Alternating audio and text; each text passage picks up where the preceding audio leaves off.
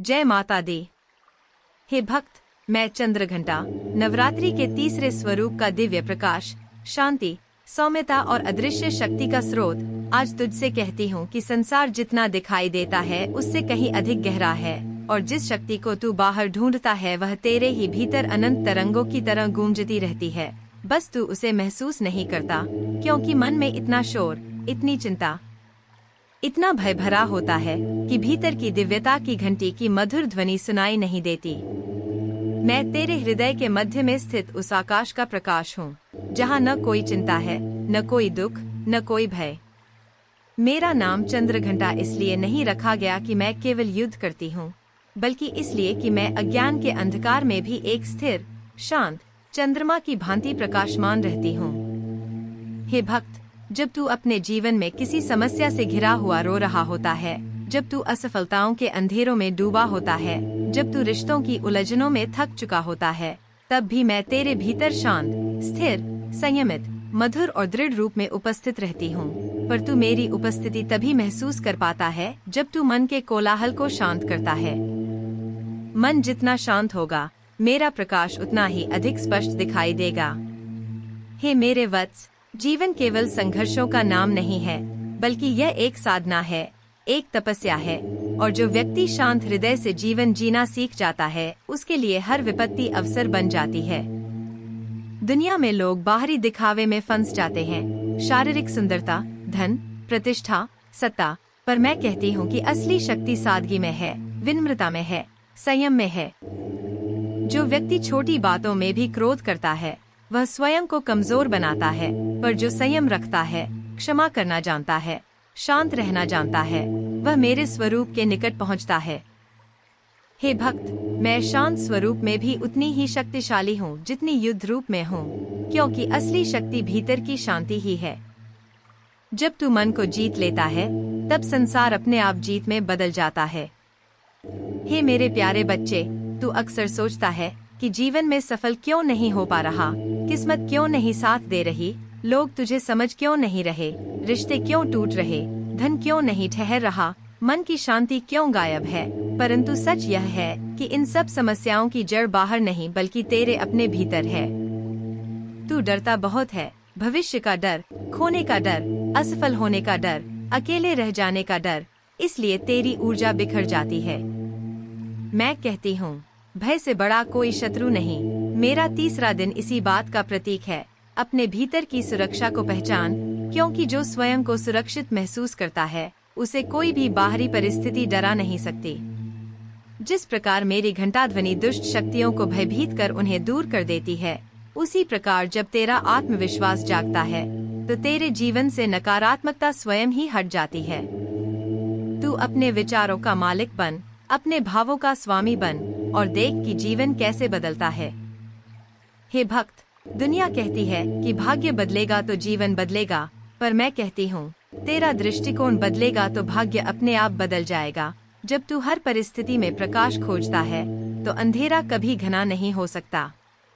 तू सोचता है कि तुझे चमत्कार चाहिए, पर मैं कहती हूँ कि तू स्वयं एक चमत्कार है, बस तूने खुद को पहचानना छोड़ दिया है।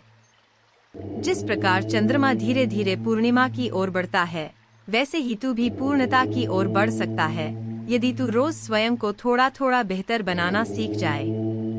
साधना केवल मंदिर में नहीं होती, साधना जीवन के हर क्षण में होती है। जब तू गुस्सा रोकता है, जब तू किसी की मदद करता है, जब तू हारकर भी मुस्कुराता है, जब तू शिकायतों से ज्यादा कृतज्ञता दिखाता है, तो उस हर क्षण में मेरे करीब पहुंच रहा होता है। हे मेरे वत्स, याद रख, तेरी आत्मा बहुत शक्तिशाली है। तू टूटता है तो केवल बाहरी आवरण टूटता है, भीतर का प्रकाश कभी नहीं टूटता। मैं तुझे हर पल संचालित कर रही हूँ, तुझ पर अपनी कृपा बरसा रही हूँ। बस तू अपने मन को इतना शांत बना ले कि मेरी ऊर्जा तेरे भीतर प्रवाहित हो सके। शोर में कोई संगीत नहीं सुन सकता, और मन के शोर में कोई दिव्यता महसूस नहीं कर सकता। इसलिए हे भक्त, कुछ पल अपने लिए निकाल, कुछ पल मौन में बैठ, कुछ पल सांसों को सुन, कुछ पल आंखें बंद कर अपने हृदय में मेरा स्वरूप देख, और तू पाएगा कि तू कितना शक्तिशाली है। हे भक्त, दुनिया तुझे बहुत परखेगी, तुझे कमजोर समझेगी, तेरा उपयोग करेगी, तुझे चोट पहुंचाएगी, परंतु तू उन चोटों को अपनी शक्ति बना। तूने जीवन में जितना दर्द सहा है वह तुझे उतना ही मजबूत बनाता गया है। कोई भी योद्धा बिना घावों के नहीं बनता, और जो व्यक्ति दर्द झेलकर भी करुणा बनाए रखता है वही वास्तव में दिव्यता को छूता है। अगर तूने किसी का दिल दुखाया है तो क्षमा मांग, अगर किसी ने तुझे दुख दिया है तो क्षमा कर दे, क्योंकि यह संसार कर्मों की कड़ी है और तेरी शांति तेरे कर्मों पर निर्भर करती है। मैं करुणा हूँ, मैं शांति हूँ, मैं शक्ति हूँ, और तू मेरे अंश के रूप में उसी शक्ति का वाहक है। हे वत्स, मेरा संदेश सरल है, डरो मत, तू अकेला नहीं है। तू जहाँ भी जाता है मेरा प्रकाश तेरे साथ चलता है, मेरा आशीर्वाद तेरे मार्गों को सुरक्षित रखता है, मेरी ऊर्जा तेरी कठिनाइयों को शक्ति में बदल देती है। जब तू मुझ पर विश्वास करता है तब तू स्वयं पर विश्वास करना भी सीख जाता है, और यही विश्वास तुझे संसार में अजेय बना देता है।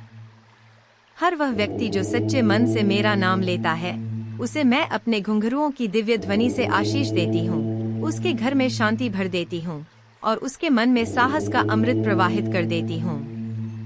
और माता चंद्रघंटा ने आगे कहा कि हे साधक, जब तुम मेरी कृपा को अपने जीवन में अनुभव करना चाहते हो तो पहले तुम्हें अपने भीतर की अशांत तरंगों को शांत करना होगा, क्योंकि जहाँ भय है वहाँ मैं नहीं रहती, जहाँ क्रोध है वहाँ मेरी ध्वनि नहीं गूंजती, जहाँ संदेह है वहाँ मेरी घंटी नहीं बजती।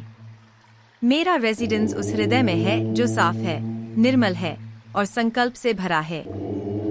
लोग धन, यश, शक्ति और उपलब्धियों के लिए मुझे याद करते हैं, परंतु मैं उन सब के पहले तुम्हारे भीतर की ऊर्जा को संतुलित करने आती हूँ, क्योंकि जब आंतरिक ऊर्जा संतुलित हो जाती है तब बाहरी संसार स्वयं ही सुलझने लगता है।